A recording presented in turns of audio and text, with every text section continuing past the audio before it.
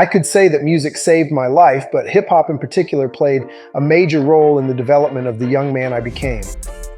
As a teenager, I was late to the hip hop scene, but fell in love with the rhymes and rhythm that came out my first boombox. Yes, those are real and still exist. We never thought that music would evolve digitally as it has, but instead of cassette tapes, you can have any and every song ever created at your fingertips. If you've ever owned a cassette tape, you would know how fragile they were before we were introduced to CD discs, which were even more fragile, and so they remained in their cases. An album was treated like gold from the cover that displayed your favorite artist's artwork to the print on the actual CD itself.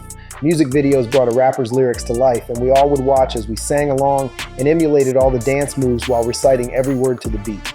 That is when I fell in love with hip-hop. Hip-hop is a vibrant and influential cultural movement that originated in the Bronx, New York in the early 1970s. A Jamaican immigrant named DJ Kool Herc is credited with hosting the first hip-hop party on August 11, 1973. I was raised in Queens, New York, where hip-hop migrated to giving us artists such as LL Cool J, Kool G Rap, Marley Marl, Jam Master Jay, Havoc, Prodigy, Ja Rule, and 50 Cent, just to name a few. Hip-hop culture encompasses four main elements: DJing, which is the art of mixing and manipulating records on turntables, but we no longer see this art form as music has mainly transferred to digital. Rapping is the rhythmic vocal style where artists deliver rhymes and lyrics which will never change, though we see AI being implemented to write rap lyrics and even perform songs. Breakdancing is a dynamic style of street dance that includes acrobatic and athletic movements, and graffiti is the visual art created on public surfaces, often with spray paint, that reflects the culture and messages of the community, but is deemed as an illegal art form because the artists usually damage or destroy property. Out of all these art forms, rap stole my heart after hearing Nas Illmatic for the first time. I played the album 1,000 times from beginning to end and knew every word of every song. Nas is definitely a rap pioneer, leading with his lyrical skills and storytelling. He definitely put me in an NY state of mind. After hearing Illmatic, some friends put me on to Mobb Deep, who introduced me to Tim's and Fatigues. The rap duo made it hard to decide on a favorite since they both brought their own style to the group, and that was actually my first introduction to a rapper/producer like Havoc. So before all the rapper producers like Kanye West and Soulja Boy, Havoc was one of the first to ever do it. I remember when certain songs helped me through tough times growing up as a teenager in New York. Rap was the ghetto gospel, or ghetto Quran, as 50 Cent would call it. We got our views from rap, we got our news from rap, we got our style from rap. I even started sagging because of rap.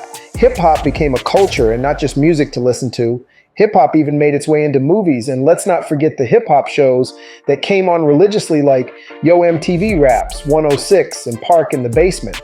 Wherever rap went, I followed. Hip-hop played such a major influence in our lives that every kid on the block wanted to be a rapper. The block parties made for a good time where you wore your best outfit and showed off your best dance moves. That is not to say that there weren't negative things being promoted within the music, but we know where to draw the line since again. This was just an art form or way for an artist to express themselves through lyrics. Rappers were our role models. Well, for me, they were the first celebrities I looked up to. My friends and I connected through songs projected from a speaker performed by people who looked just like us. I wanted to be a rapper, and so did the world. For many of us, hip-hop was a way out the hood, away from the poverty that plagued us.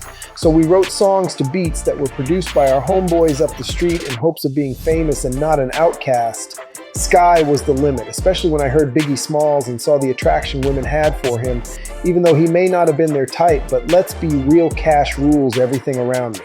This is around the time when trouble seemed to follow us, and not everyone could be a hip-hop artist. So you began to see drug dealing skyrocket as a means to obtain the fat chains and whips rappers, glorified in their music. I was amongst those teens who did everything to live the lifestyle because I felt like I had everything in common with the music. I wasn't fully aware of everything that was going on in my neighborhood until Brenda had a baby and became a dear mama. Artists like Tupac and LL Cool J took hip-hop expression to a whole other level, and the masses started listening more. In 1979, the Sugar Hill Gang released Rapper's Delight, which was one of the first hip-hop songs to gain mainstream popularity. The 1980s, we saw hip-hop continue to grow, with artists like Run DMC, Public Enemy, and LL Cool J bringing the genre to a wider audience. The 80s and 90s period is often referred to as the golden age of hip-hop, marked by innovative and socially conscious music from artists like Tupac Shakur, The Notorious Big, and A Tribe Called Quest.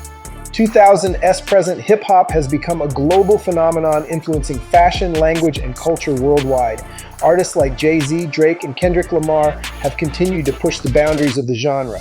We have seen rap beef started, settled, and continued throughout the years with no clear winner in sight, but leave it up to the fans. Your favorite artist was always the victor.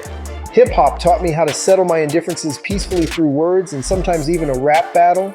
Some of the artists understand the power they hold and the influence they yield, and with a great power comes great responsibility. My world back then was the 5 boroughs of New York, with hip-hop artists hailing from all parts like Wu-Tang from Staten Island, Fabulous from Brooklyn, Cameron from Harlem, Big Pun from the Bronx, just to name a few. Their music kept me alive, and what do I mean by this, you might ask? When times were hard, I could escape to the streets of Harlem or the alleys of Brooklyn and understand that I was not the only one going through hardships. I was not the only one whose neighborhood was drug-ridden. I was not the only one being terrorized by the police, and I was not the only one exposed to the violence in the streets.